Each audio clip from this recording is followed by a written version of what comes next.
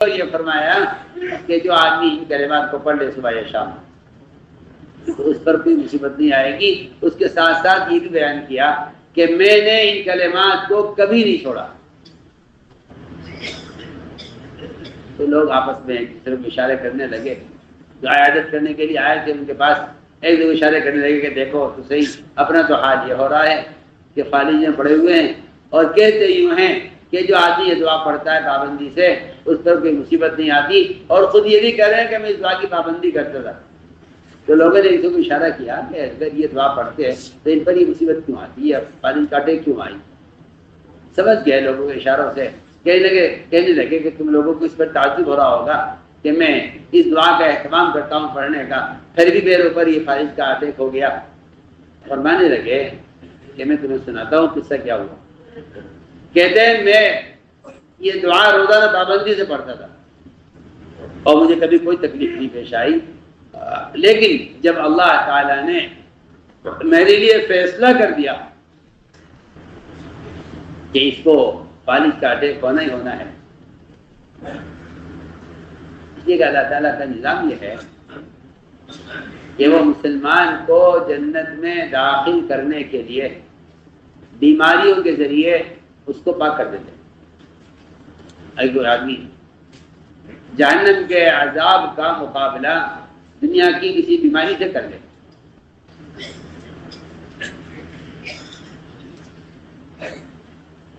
دنیا کی کسی بیماری سے جہنم کے عذاب کا مقابلہ کر لے، تو میں کہتا ہوں اس کو دنیا میں بیماریاں صحت معلوم ہوں گی اور اس کو دنیا کی بیماریاں نعمت معلوم ہوں گی۔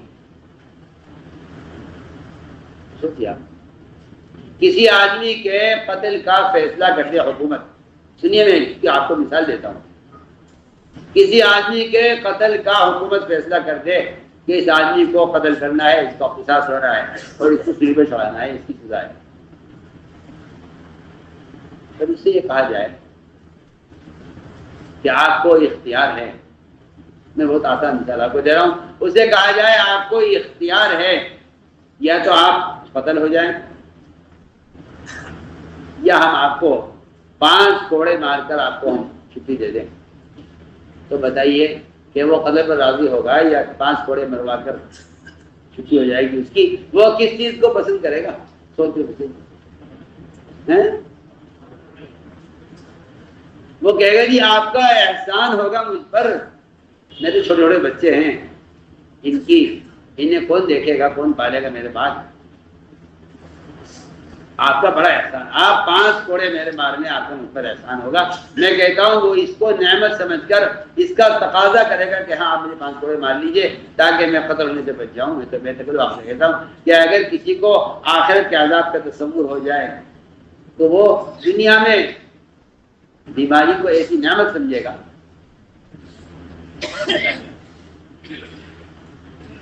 تو کہنے لگے ابا بن عثمان کہ اللہ تعالیٰ نے جس دن میرے لیے فیصلہ کر دیا کہ اس کو فالج کا اٹیک ہونا ہی ہونا ہے، تو اللہ نے اس دن مجھے دعا بھلا دی۔ یعنی یہ تو ہو سکتا ہے کہ آدمی دعا مانگنا بھول جائے، یہ نہیں ہو سکتا کہ اس دعا کے پڑھنے پر اس پر ہی مصیبت آ جائے گی۔ یعنی کہ اس دن مجھے دعا پڑھنی یاد ہی نہیں رہی کیونکہ اللہ نے فیصلہ کر دیا تھا۔ یہ نہیں ہوا کہ دعا بھی ہوتی اٹیک بھی ہوتا، یہ نہیں ہونا تھا کہ دعا بھی ہوتی اٹیک بھی ہوتا۔ اللہ نے یہ فیصلہ کر دیا کہ مجھ پر فالج کا حملہ ہونا ہے، تو اللہ نے اس دن مجھے دعا ملا۔ میں تو آپ سے کہہ رہا تھا کہ اسے کہتے ہیں تقدیر پر ایمان۔ لیکن یہ 5 باتوں پر ہمارا ایمان، 5 ہمارے عمل میں ہیں جو آپ کی جماعت میں آ کر ہمیں بتائیے۔ 5 پر ہمارا عمل ہے، 5 پر ہمارا عمل ہے، 5 پر ہمارا عمل ہے۔ عمل میں انہوں نے نماز، روزہ، حج و زکوٰۃ نہیں گنوایا صرف، بلکہ عجیب بات یہ ہے کہ انہوں نے عمل میں شہادتین کی گواہی دینے کو عمل میں شمار کیا ہے۔ حالانکہ اس زمانے میں سب لوگ یہ سمجھتے ہیں کہ یہ کوئی عمل نہیں ہے، یہ تو آدمی کے دل کا عقیدہ ہے، اللہ کا ایک ماننا اور اللہ کے نبی کی رسالت کا اقرار کرنا۔ حالانکہ انہوں نے اس کو عمل میں شمار کیا ہے. آپ غور کیجیے، روزانہ 5 نمازیں عمل ہیں،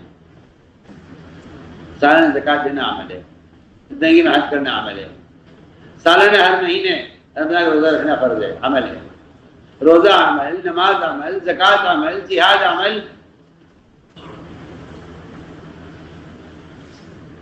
حج کا فریضہ عمل. اس روایت میں آپ غور کیجیے، اس میں شہادتین کی گواہی کو عمل میں شمار کیا ہے.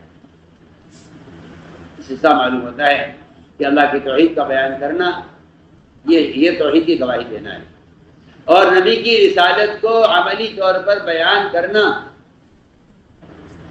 یہ نہیں ہے کہ ایک مسلمان دل کا عقیدہ رکھتا ہے کہ میں اللہ جو ہے، اللہ ایک ہے اور اللہ کے نبی اللہ کے رسول ہیں، اس کو دل میں خیال رکھے.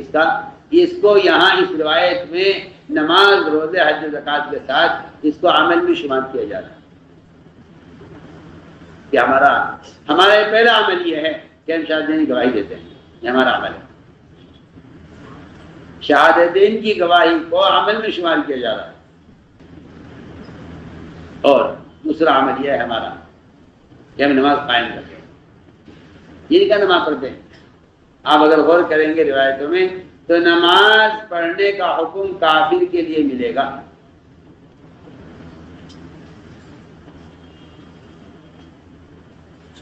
جی ہاں، نماز پڑھنے کا حکم کافر کے لیے. آپ کو میری بات پہ حیرت ہو رہی ہوگی. جی ہاں، اس لیے کافر کے لیے بھی جہنم میں نماز کو قبول نہ کرنے پر عقوبت ہے. یا احناف کا مذہب ہے، میں آپ سے کہہ رہا ہوں. بعض علماء کہتے ہیں کہ نہیں، کافر کے لیے عقوبت نہیں ہے، کیونکہ اس نے کلمہ نہیں پڑھا تو نہ اس کی نماز ہے نہ زکوٰۃ ہے.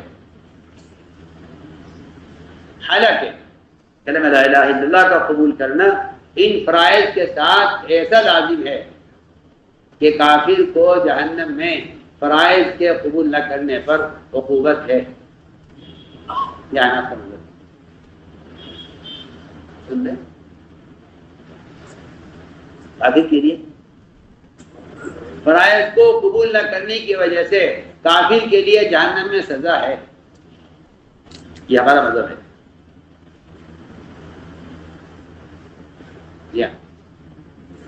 یہ نہیں کہا جائے گا کہ اس نے کلمہ نہیں قبول کیا تو اس میں نہ نماز ہے، نہ روزہ ہے، نہ زکوٰۃ ہے، نہ حج نہیں. جی ہاں، لم نکن من المصلین لفظ بتلا رہا ہے کہ کفار کو جہنم میں جو سزا دی جائے گی وہ فرائض کے قبول نہ کرنے کی وجہ سے سزا دی جائے گی.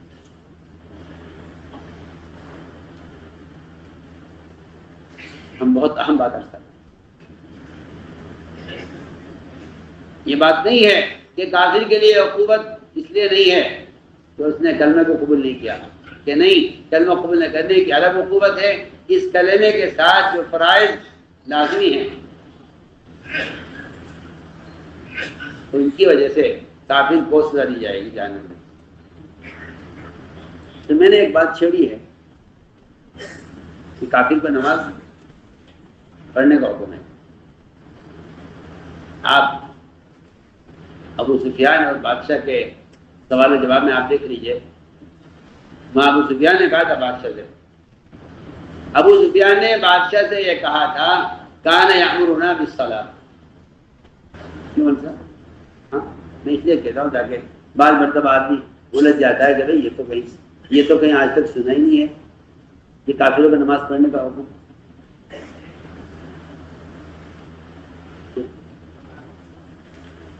آج کل تو عجیب حال ہے کہ مسلمان کو نماز پڑھنے کا حکم کرنے کا کیا حکم ہے. دیا آج کل تو عجیب ہی حال ہے.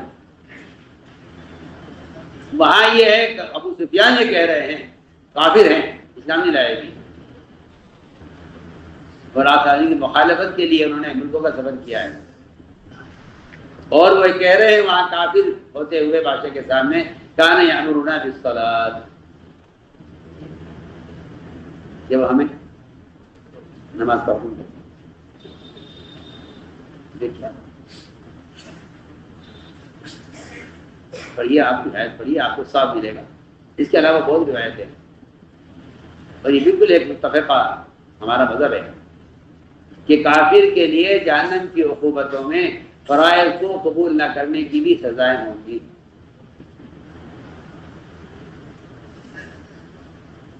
تو میں نے ایک بات عرض کی کہ نماز پڑھنے کا حکم کافر کے لیے ہے۔ جب کوئی نیا آدمی آتا تھا آپ سے تو کہتے کیا اسلام ہے؟ محمد تم کیا کہتے ہو، کیا کس بات کی دعوت دیتے ہو؟ آپ نے فرمایا میں اس بات کی دعوت دیتا ہوں کہ تم اللہ پر ایمان لاؤ، نماز پڑھو، زکوٰۃ دو۔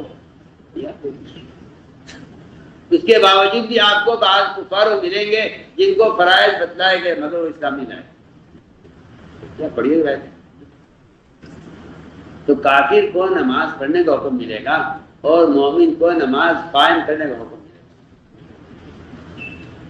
پورا قرآن پڑھ جائیے، آپ کو پورے قرآن میں جہاں اقامت صلاۃ کا ذکر ہے وہ وہاں ذکر مومن کا ملے گا۔ آپ دیکھیں یار، باقی مسلات آپ پورا قرآن پڑھ جائیے، ہر جگہ آپ کو ایمان والوں کو نماز کے قائم کرنے کا حکم ملے گا۔ یہ نماز قائم ہے، اور یہ بات یاد رکھیں کہ اقامت صلاۃ کا مطلب صرف نماز پڑھنا نہیں ہے۔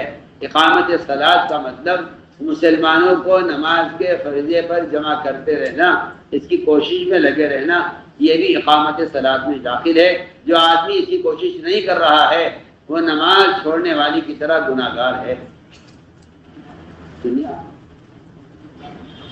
اگر آپ نماز کے پابند ہیں لیکن آپ کو وہاں پر آمادہ نہیں کرتے تو آپ اقامت صلاۃ کا آپ نے فریضہ حق پورا نہیں کیا۔ اقامت صلاۃ کا فریضہ آپ نے پورا نہیں کیا اگر آپ کسی کو نماز کی دعوت نہیں دیتے۔ جی ہاں، یہ اقامت صلاۃ کا مطلب صرف نماز کو درست کرنا نہیں ہے بلکہ نماز کو رعایت کرنا مسلمانوں میں، یہ اقامت صلاۃ ہے۔ جب نماز سے پہلے اقامت ہوتی ہے، نماز ابھی شروع بھی نہیں ہوئی، ابھی امام نے تکبیر تحریمہ بھی نہیں کہی ہے، اس وقت جو اقامت کہی جاتی ہے اس میں مکبر کہتا ہے قد قامت الصلاۃ قد قامت الصلاۃ، یہ اقامت ہو رہی ہے حالانکہ ابھی نماز شروع نہیں ہوئی۔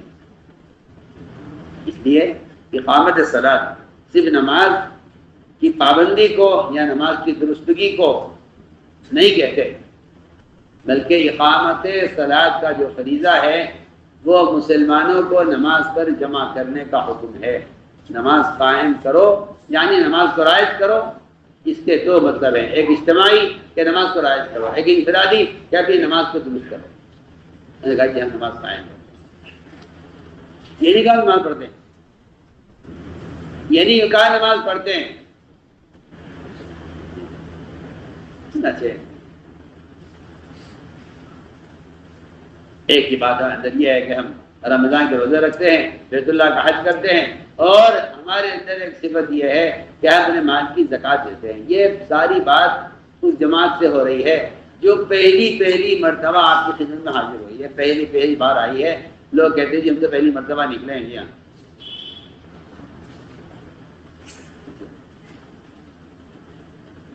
تو آپ کہیں ہم اپنے مالوں کی زکوٰۃ دیتے ہیں، اپنے مالوں کی ہم زکوٰۃ دیتے ہیں۔ یہ وہ کہہ رہی ہے جماعت جو تشکیل کر کے لائی گئی ہے۔ سارا دین ان کو خروج میں اس طرح سکھلا دیا گیا کہ انہوں نے پہلی ملاقات میں، آپ کے مدرسے میں کوئی آتا ہے نا نیا طالب علم تو آپ کے یہاں داخلہ امتحان ہوتا ہے، فلاں کتاب پڑھی ہے تم نے، فلاں کتاب پڑھی ہے، فلاں کتاب پڑھی ہے، پھر یہاں پڑھی ہے، بتاؤ فلاں کتاب میں کیا لکھا ہوا۔ وہ امتحان کتاب پڑھی ہوئی کتاب کا امتحان دے دے تو آپ اس کو اگلی یہاں میں داخل کر لیتے ہیں، اور اگر وہ پڑھی کتاب کا کے بارے میں جواب صحیح نہ دے سکے تو آپ کہتے ہیں ہمارے مدرسے آپ کا داخلہ اس جماعت میں نہیں ہے۔ میں واقعی میں حیران ہوتا ہوں کہ وہاں کیا داخلہ امتحان میں آتے ہی طالب علم فیل کر دیا جاتا ہے، اور وہاں داخلہ امتحان میں کہا جا رہا ہے کہ یہ فقہا ہیں، ادبا ہیں، فرمایا خریدنے کے سر کسر نبی ہو جاتے۔ آپ کے مدرسے میں ابھی پہلی ملاقات آپ سے ہو رہی ہے۔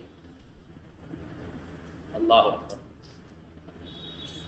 نفر کو تعلیم کے ساتھ ایسی مناسبت کی، نفر کو